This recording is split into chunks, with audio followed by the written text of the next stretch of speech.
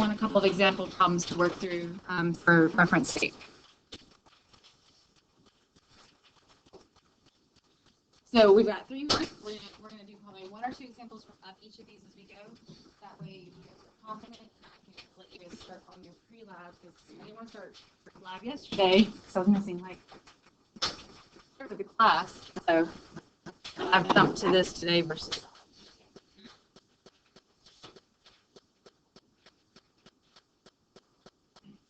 So write down something for yourself, and then somebody tell me a real life example where this is super duper important.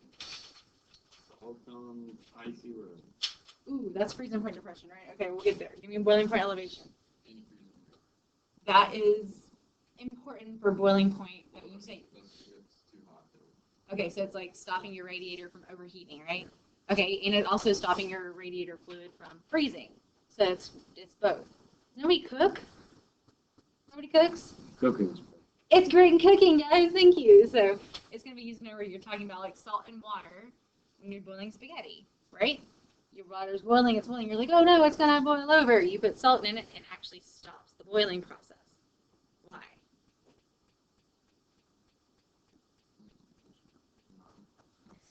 That's so definition based. Like, why, when I put salt in the water, does it stop boiling? Boiling point elevation. No. Yes, but no. Give me direct cause. The ions interact with water. True. The surface tension has ions in it. Okay, so there's less what at the top? Volatile. Less volatile solvent, so there's less vapor pressure, so then it's not boiling. There's less vapor pressure, it's not meeting the external pressure, and so it's not going to boil. Okay, you really have to crank up the temperature to make it boil. And, you know, you can. All right, so the addition of a non-volatile solute. Give me an example of a non-volatile solute. Justin. So sodium chloride, right? Okay, so any salt is going to be non-volatile, and the salt is just an ionic compound. And a lot of times we're going to be, actually, we can't add volatile solutes, but we try to stay with a non-volatile to keep it consistent. So we talked yesterday about the I factor. What is the I factor called again? Van 't Hoff factor. So aluminum chloride. What's the Van 't Hoff factor for aluminum chloride? 4. Aluminum chloride. I'll be like my honors kids. Okay, AlCl3. So that's going to break into Al 3 plus 3 Cls 1, 2, 3, 4. Right. So I have 4. Whenever I talk about like ethylene glycol, which is the component in antifreeze, or anything organic, do organic things break apart in water? Yay or nay? No. So then if it doesn't break apart in water, what would the I factor be? 1, because it stays as a whole molecule. So don't forget, most of the time our ionics are going to have 2 plus for its I factor. Anything covalently bound is probably going to have an I factor of 1 because it's a molecule that doesn't ionize more. Okay, so when we talk about boiling point elevation, we're talking about the temperature change, and we label it KB or delta TB of the solvent. Okay, the solvent is what we're referencing on every single one that you can see here and here. So KB is called the Malau boiling point elevation constant. There's also a Malau freezing point depression constant, which is just based on the solvent. So in this case for water, water's KB and KF, usually called KB, P, and FP. Water's is 1.86 degrees C per Malau and 0.512 degrees C per Malau. So what is the temperature being recorded in? What temperature? Scale. Celsius in this case, not Kelvin. I know we've been dealing with Kelvin quite a bit, but we're dealing with Celsius here. What does a little m stand for? Molality, right? So don't forget that moles of solute per kilogram of solvent. And then generally we usually call this Chem, K-I-M, because we're going to have a little I factor here. The I factor is referencing back to the just general definition of colligative properties. Han, what's the definition of colligative properties?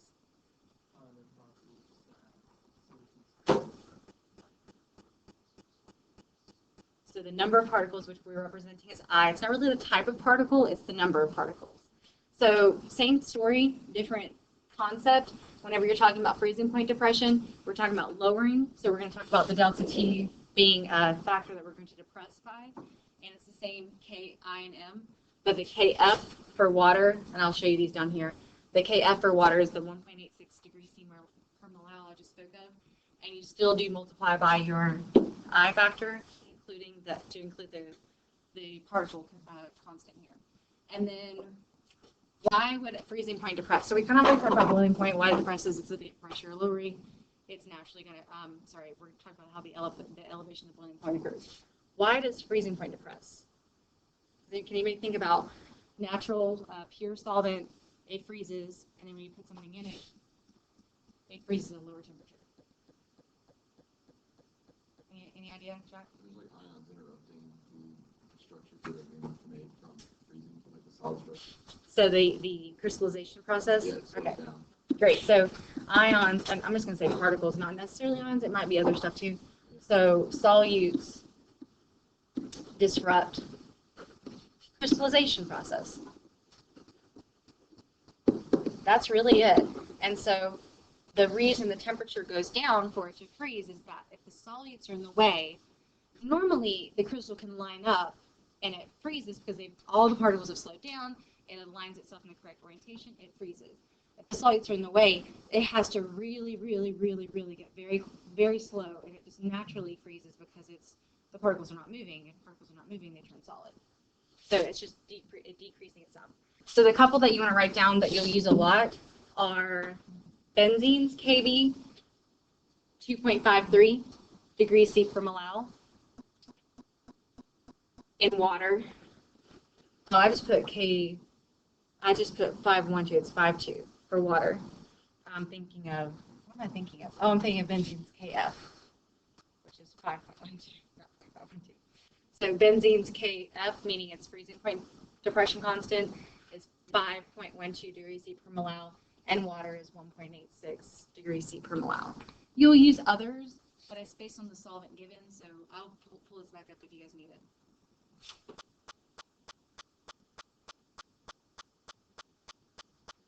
Okay, so let's do two problems with freezing point depression and boiling point elevation. The true value in this is that a lot of times in these questions, they're going to ask you, oh, a solute has, increased the boiling point or decreased the freezing point. What's the molarity, or what's the molar mass of the solute? That's what they'll ask you. How have we found molar mass before? We have found molar mass like 5 different ways in experimental conditions, like data you collect in experiments. Think back, way back. Okay, dirt over P, so we did that with gases, right? We found the density, we found the pressure, we found the temperature, and we did molar mass that way. What's another way we've done molar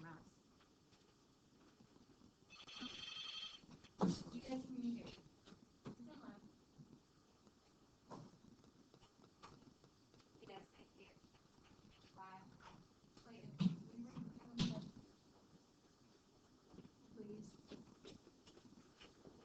Okay, so we found molar mass. Let's just talk about this real fast. Molar mass in dirt over P. We found it through titrations, have we not? Where you find the moles equivalency, you found the grams. You start off with your titration, you take grams per moles. We found it through, not really through kinetics. Have you found it through equilibrium? In any way? If you found moles like in an ice box, you can equate it back to the grams used. Everything is just, if you have grams in the problem and you have moles in some way in the problem, you can find molar mass by just taking grams per moles. So we're going to do that now, okay? So let's talk about, oh, I already talked about this. The only part I've not talked about is the ion. Right here. Read that for a second. Tell him that I'm videoing and then just text me or email me. All right. Thank you. All right, read. We know it has no unit. We know it's referencing the ions created. We recognize that sugar is an organic compound. It has an I of 1.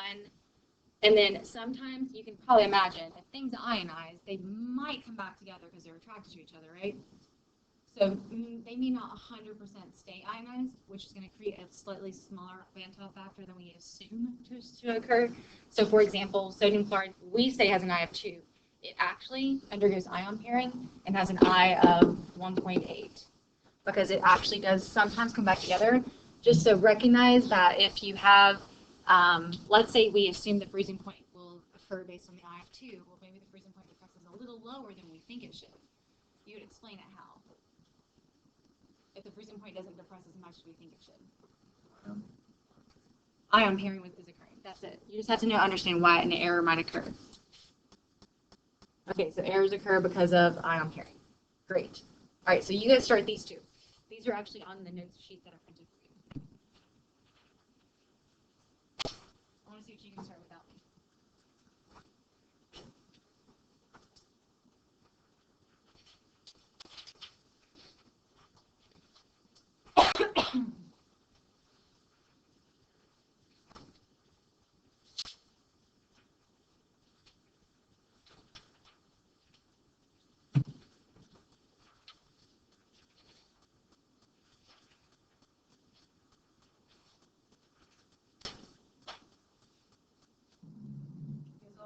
Drink water, sleep, and eat well. So stay healthy and not leave me in the week before spring break.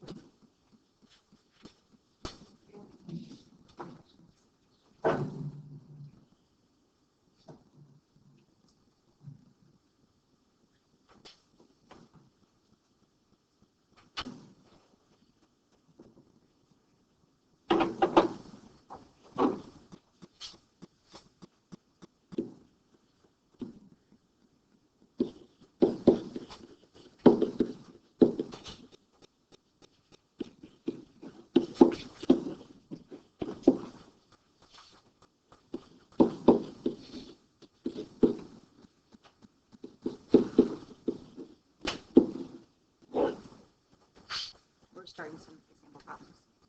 We didn't miss much. The KIM is our freezing. This is how we calculate the freezing point depression and the boiling point elevation. This is the formula for the change in boiling point and freezing point. Do you remember this from honors chem? No. I'll go back for you in a second. Okay, we're gonna keep some of these. What's the molar mass of ethylene glycol? So 62 grams per mole. Third, that is, we're going to convert to moles. So 10.5 moles of ethylene glycol. And then, what did you guys do? Okay, so that over kilograms of water. So before I start putting that over kilograms of water, tell me your setup. I know you know your freezing point depression and boiling point elevation. Formulas are exactly the same. It's just referencing different K values. Let's do the freezing point one first. What is the K for water? For freezing point depression? For freezing point? 1.86, right? 1.86 degrees C per mole. And I'll give you those values, don't worry. What's the I factor involved in this one? 1, because it's a totally covalent molecule, right? It's not going to be ionizing, so that's a 1. And the M is 10.5 moles of ethylene glycol over 2.505 kilograms of water, because you just take the decimal back 3. Okay, so you don't have to necessarily put the full molality in there. You can just put your numbers and go for it. So then, those of you who started, what's your delta T? 7.796. And I'm just expanding it a little bit so we make sure we realize we can check our sig figs. How many sig figs will we need? I know you're like, we haven't done sig figs in forever. Yeah, you need sig figs, right? So this is 7.80 because it's 6 rounded up.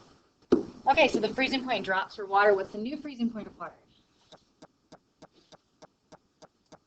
Negative, right? So freezing point of water generally is 0, but for the solution component, you subtract the 7.8. So you're doing 0 degrees minus a 7.8, 0 degrees. So give us a negative 7.80 degrees C. All right, what would be different if we did when we did boiling point? What would be different? The K value, right? So the delta T would be for boiling point, and what's the K value for water, for KBP? Say it again. 0.52 degrees C per molal. I factor is still 1. Molality is still whatever that is, 10.5 over 2.505. And so, Lou, what's your delta T? 2.1518. Okay, so close, right? So then what would be the new boiling point of water? Right, so we have to take the actual boiling point of water, which is 100, plus the change of boiling point elevation. So that's 100 degrees C plus 2.18 to give you 102.18 degrees C. So all you're doing is taking your delta and adding to your original boiling point or freezing, or subtracting from your original freezing point, and you get your change. If you're ready, please move on to the second one.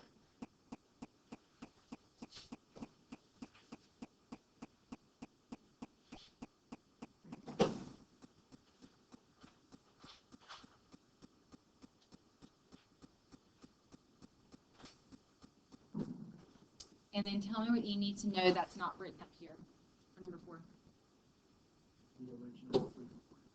Good. So the original freezing point of benzene is 5.5. So the freezing point of benzene, C6H6, is 5.5 degrees C. I will scroll down a little bit. You guys keep going.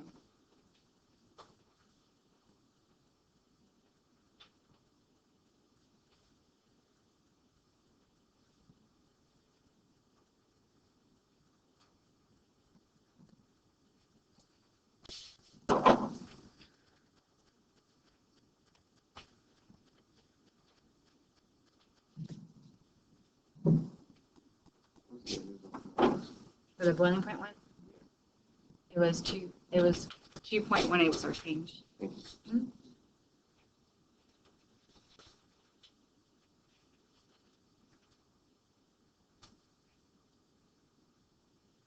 All right, so I know you guys have enough time to kind of get started. I know it asks for the molar mass, but what is it actually asking for? Moles, right? Because why? I mean, we can't get straight to molar mass from this problem. You could go through some manipulation, solve for X when you're solver, but you know, that's cheating. Let's do it this way, right? If we're looking for moles, how are we going to actually get to molar mass later on? Right, so this isn't important until later on when we're taking our grams divided by moles to get molar mass, right? So we're looking for moles. What are we actually missing kind of in the problem? Molality, right? So the molality, which contains the moles, is our big question, but we can still solve for the numerator, no big deal. So if our delta T is equal to KIM, what's I here? So the Van Hoff factor, but for this one in particular is 1, why? Organic factor, right? So it's organic compound, so it's an I factor of 1. What's the KFP for benzene? Is that the FP or BP? So the FP or BP? If you allow boiling point of 5.12 for freezing point. I don't know why I put, sometimes if you look into different textbooks, you'll see slightly different values. I have 4.9, so you guys can calculate, okay? Depending on you, 5.12 degrees C per molal times 1. And then the M, we don't know, but we do know a component of it, right? So can we just put X for our unknown over what? So where are you getting that from? So this is our solvent. We convert that to kilograms. So 0.100 kilograms of benzene. This is X moles. You guys solve for X. Oh, and this equals our, what is our delta T? So how are you doing that? The new change, right? So the difference in freezing point is depressed, right? So we take our original 5.5 degrees C, which is original freezing point, minus the 5.16 degrees C, which is the new freezing point, we'll get the change. And it's okay that it's negative. We're just calculating the absolute value of our T. So that's 0.34 degrees C. 234 degrees C. Take a second. Got my moles.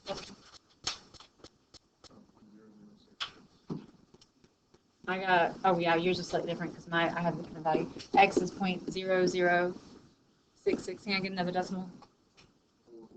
4 moles. Okay, so if X is now a tiny number of moles, Chitra, how do I get molar mass?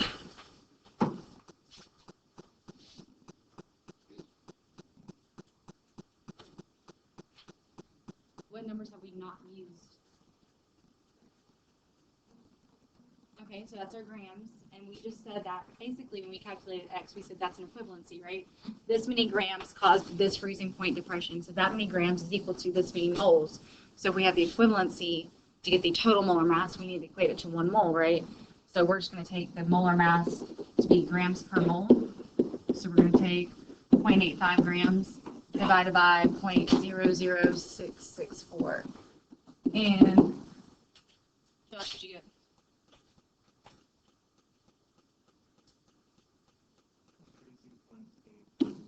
132.8. So I'm going to go 112 grams per mole. And then how many sig figs would we need?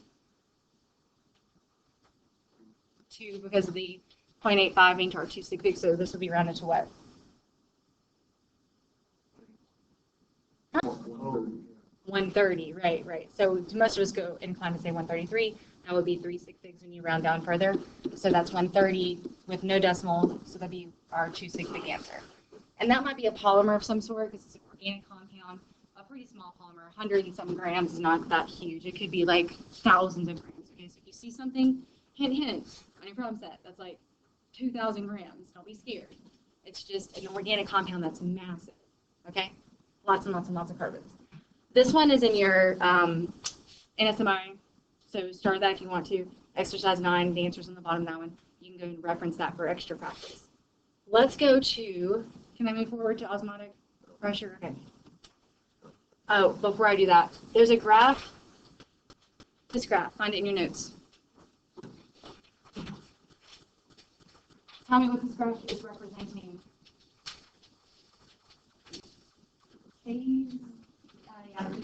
Phase diagram.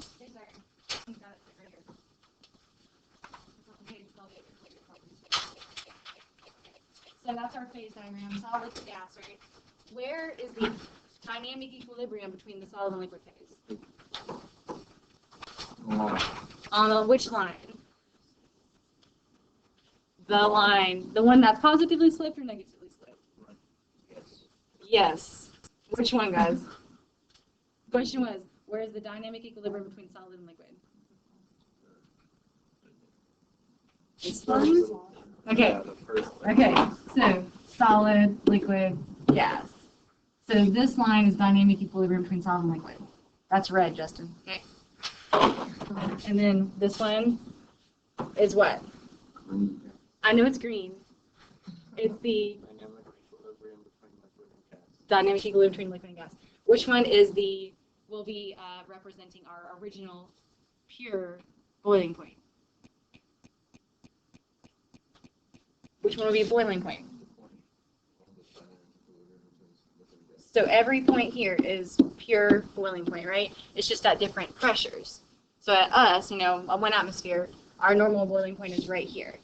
What happens to boiling point in colligative properties? When you add a solute to a solution? Elevates. So what's going to happen to this green part of the graph? When you say it goes up, what do you mean? Does it get steeper? Where is temperature here? Which way?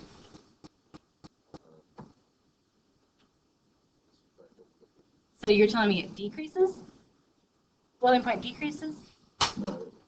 Actually, the other way, right? Okay, so you guys realize that you could be asked to do a diagram perspective correlating to your boiling point elevation. So how much did our boiling point elevate on one of those examples? Like 2 for water. It was 2.5 degrees or something like that. So this change would be a positive change to indicate that the boiling point is increasing all the way. Remember, this down here is temperature, right? This is temperature. Shake your head, people. Yeah, okay, thank you. So that's our temperature. So then our new graph would still have approximately the same origin, but the whole graph's gonna be shifted, okay? So it's gonna be like here. So this gap here is our delta T B P. Do you see what we've done? We've taken the pure, made a solution, it's changed its properties, it's changed its properties at every single point along the pressure. How would freezing point change? So it's called freezing point depression. So does everybody realize that we're going to be shifting to the left? Sure? Yeah? Good? Okay. So this is our freezing point depression all the way this way. And then I'm going to repoint what's this point right here called? Triple point. I know this is like last year. You guys are so good. Okay. So then this is our delta T P. Okay? And then these also can change down here. It's a little bit more difficult to do the sublimation point. Okay, so let's move on to osmotic pressure. And then I'm going to stop and I'll do some more examples with this tomorrow. So we're going to if I can.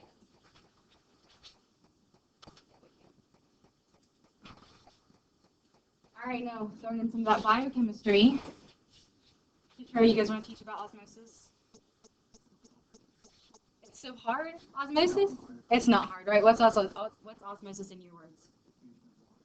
Diffusion of water from, okay, so high concentration, low concentration. And what's it flowing through? What's it diffusing through? Semi-permeable membrane. What's it semi-permeable to? So when you say semi-permeable, you're saying some things are being allowed to flow through, small particles, and then bigger things may not be able to flow through. Where is this relevant in real life? Cells, like that means something to me, but it's less meaningful. So I'm a chemist. What kind of cells? Like, give me a traumatic experience where this might be something gone wrong.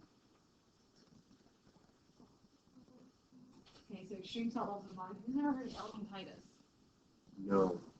Anatomy physiology, thank you. Okay, Thomas Bishop, that we talked about elephantitis. Okay, it's where you have a massive swelling, water retention in your cells and your legs. Okay, so basically they call it elephantitis because your legs look like elephant legs. True story, okay? True story. And then otherwise, if our cells are lacking water, what happens to them? They shrivel up. What's that term called, biology people? Yeah, you're right. If they shrivel up, that's hypertonic. I always think of really hyper people are really tiny.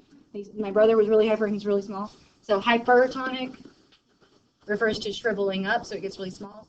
What's happening if the cell attains more water than it should? Hypotonic. Are we remembering this from 10th grade? Like a hippo, like hippos, right? So hypotonic, like a hippo. Okay, so we call those terms, we actually refer to them slightly differently in red blood cells. AP Bio, can I pick on you again? You guys remember this from AP Bio? What happens when what's the word for a red blood cell when it swells up and bursts? So hemolysis, because it's talking about the red blood cell, right? Hemolysis, does everyone remember lysis means to break? Nope. You say yes? Sure. Remember, okay, so Lysol you spray on the counter. What does Lysol do to the counter? Do not say clean. It destroys all the bacteria. Okay, but how does it destroy the bacteria? Burst. It bursts their cells, right? Just think of all the bacteria dying on your counter. Okay, that's all it does is clean the counter. So lysis means to burst. What is the term for a red blood cell when it shrivels up? So it's a C. Do you remember this? Crenation. I was depending on my APBio. Okay, so crenation versus hemolysis. Those are terms to be familiar with because they will ask you more about biological applications of osmotic pressure than like chemical applications. We'll get into environmental chemistry on the day we get back from break. Okay, so we're going to tie in all these other disciplines. I got some apes people, right? Who's taking apes? No? Apes what? AP environmental. Nobody's taking AP environmental? I'm taking. Okay, never mind. I'll pre-expose you to that stuff. Okay, so we all are aware osmosis is just the flow concentrated or flow solvent from high to low concentration. If this is my purple solvent here, and this is my less concentrated version, how is it going to flow? From left to right on the U-tube or right to left on the U-tube? Why left to right? Right, so you're going to go from left to right through the semi-permeable membrane. Blue, what happens whenever it goes to the right? What happens to the levels on the YouTube? They already even. Oh, the right goes up. So the right goes up by a certain amount, right? So that's going to be called the height difference. Do you remember seeing this in gases with our eudiometer tubes? And our eudiometer tubes, we had like the little gas at the top, and then we had difference in pressure, difference in water level between, this is P of the atmosphere pushing down, and this is P of the gas pushing down. When did the water stop moving on the inside? If this is all water here. Okay, so the pressures were equivalent. So we know that pressure has an effect on fluid. The pressure pushes the fluid up into the eudiometer tube. Same thing happens here. P of the external pressure is pushing down here and causing the flow of solvent to the right hand side of the U-tube and causes the height to increase. That change in height is due to that pressure. Guess what that pressure is called? Osmotic pressure, okay? It's just the pressure that's forcing osmosis, but you can also think of it in a reverse manner and saying it's the pressure that's used to stop osmosis. Because I could put that pressure on this side, right? And I could put the atmospheric pressure on this side, and I could make it stay at that height right here if I had just enough pressure to stop osmosis from happening here. Are we all with me? Some of it makes sense? Okay, you guys want to do calculations? Concept, osmotic pressure, is the pressure to stop osmosis. The actual calculation, I like to call it MERT, pi MERT. Okay, pi is osmotic pressure. Please write down this equation, okay? Osmotic pressure, what do you think the R is? 8.0821. How do you know that, Clayton? I'm having a guess. You're having a good guess. Tell me why it's the 0.08211. It's always pressure. Okay, it's pressure. So what's the unit is what I'm asking. 0.0821 atmosphere liters per mole.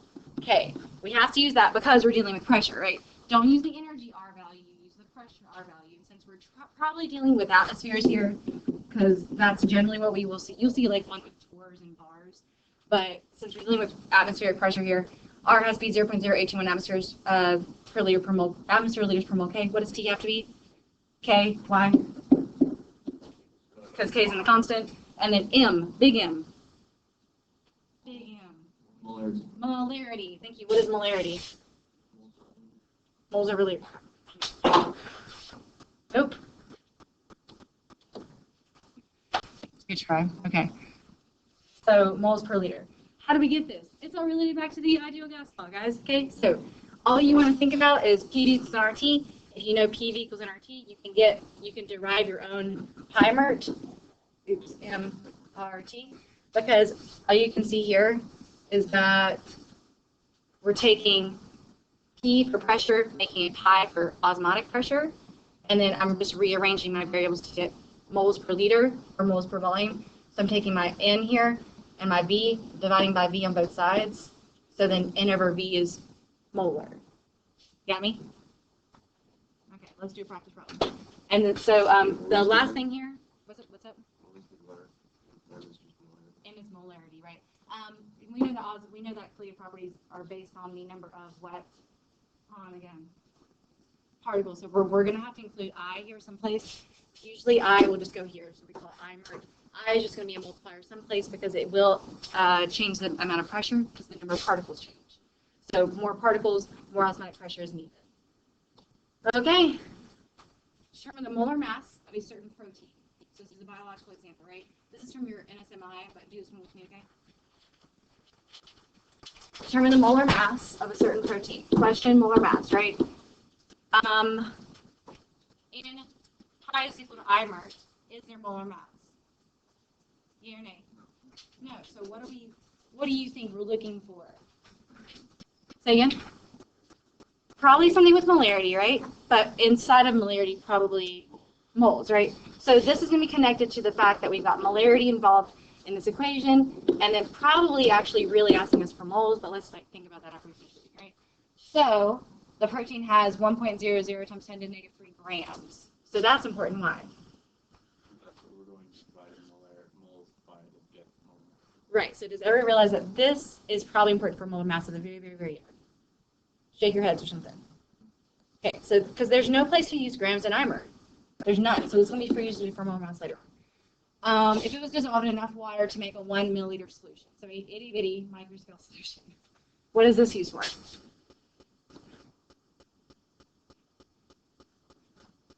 So the liters part of molarity, right? So this will be liters for the molarity component.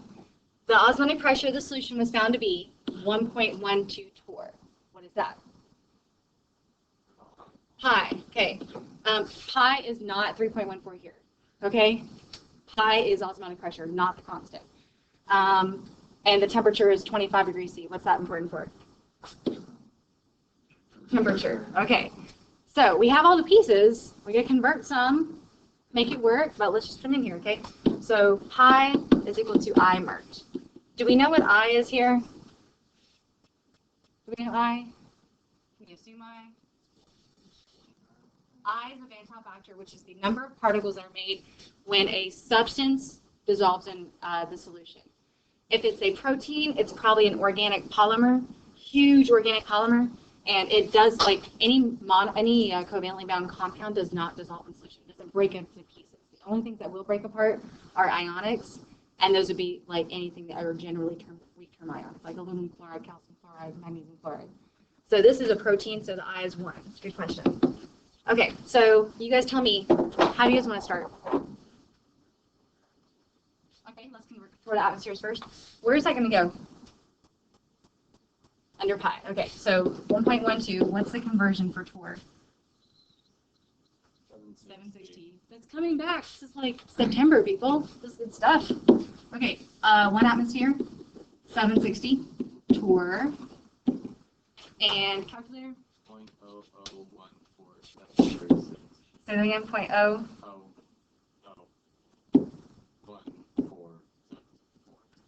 Okay, I'm going to stretch that out. Okay, so we have the atmospheres, we have the pi, we have the I, which is 1. What is the, what do we know of M?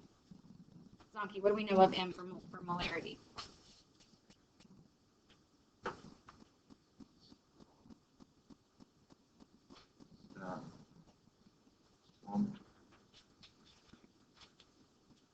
Do we know here, molarity, moles over liters, right? Do we know the moles?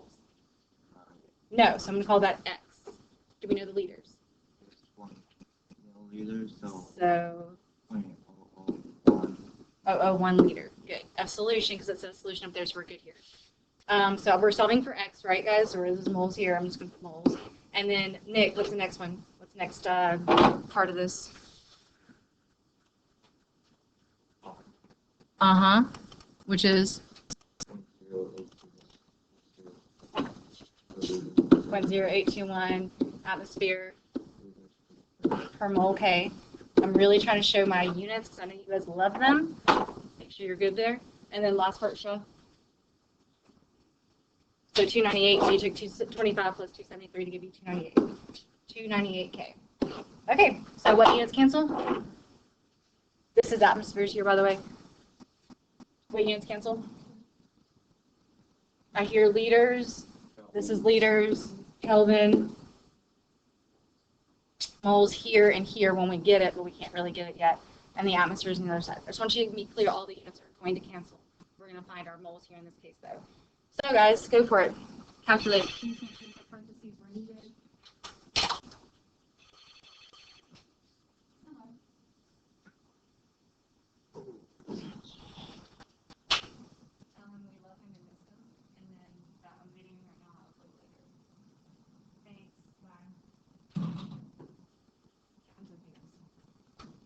Okay.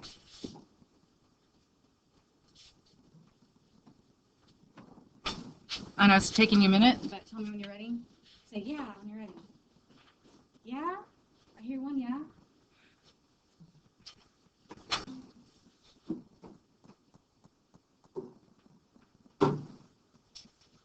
Okay, Lou, tell me what you got for your X, for your moles.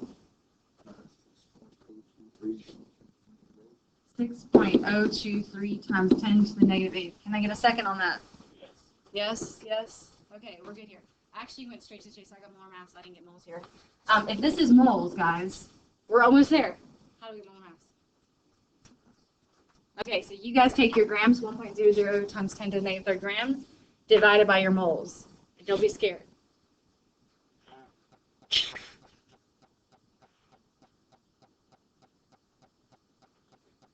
It's a very big number. Okay, hold on.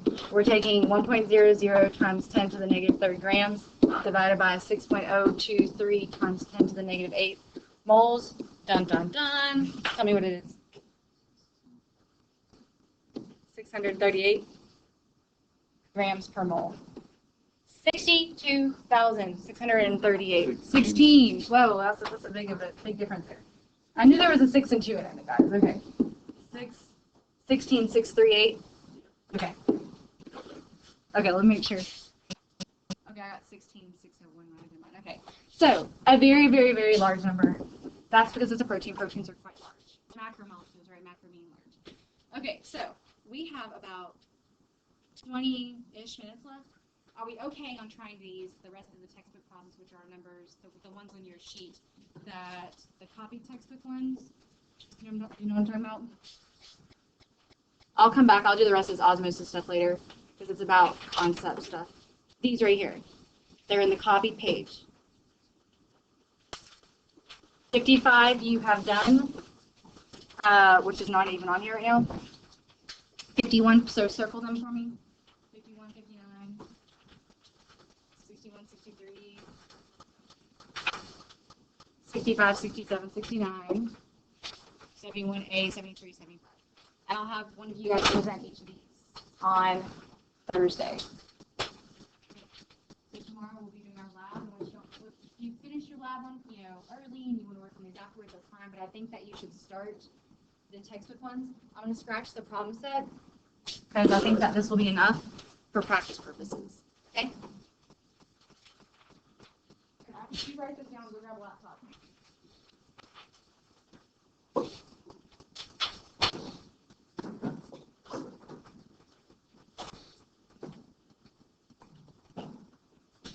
And go to my website, to our last unit.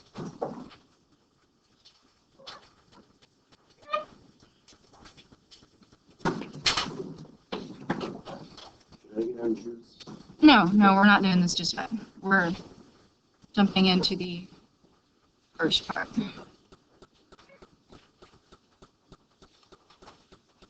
And pull out your chromatography sticky molecules lab. It's the lab sheet that you have. That's our last inquiry lab. Last inquiry lab, I know. I mean, I'll make up more inquiry labs if you want me to. No. Okay, I'll do it after exams. After AP exam. Oh, yeah.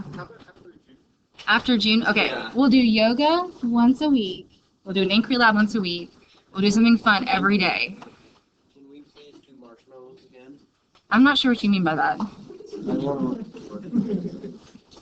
Oh, we can do that.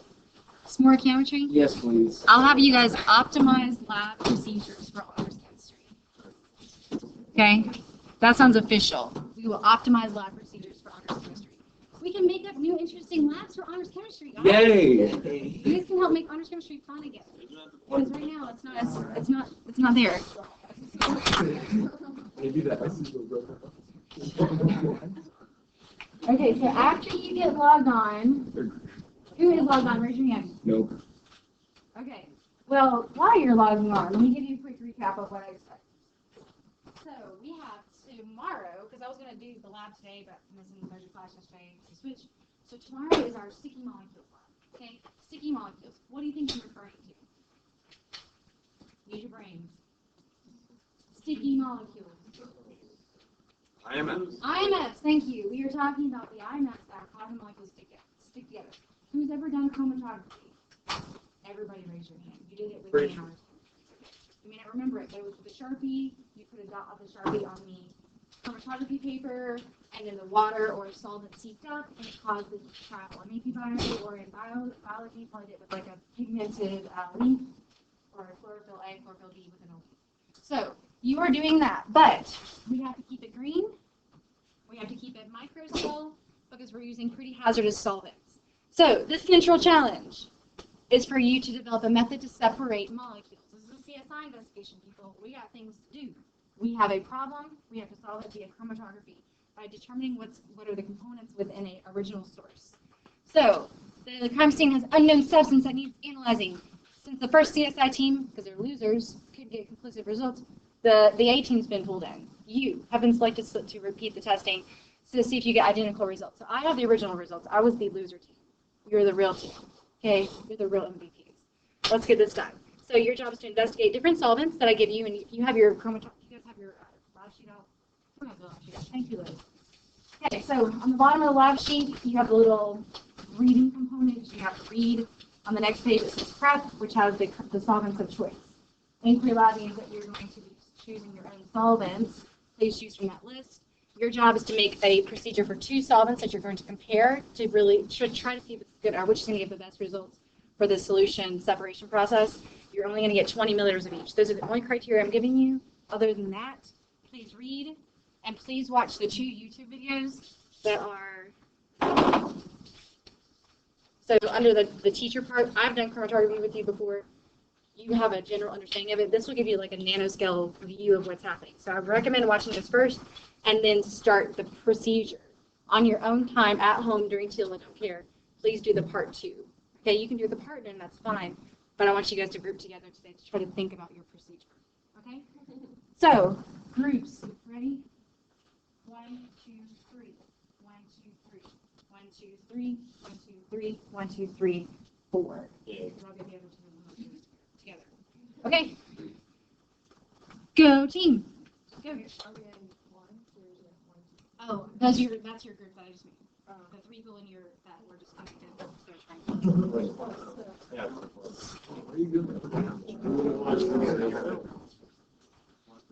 You guys can watch the video together and start your procedure together. Start the Wait, where is this? Oh, I didn't show you. It's under chapter or unit 12. Yeah, it's under unit 12. So at the bottom of unit 12, AP Chemistry, Liquid Lab, Sticky Molecule student.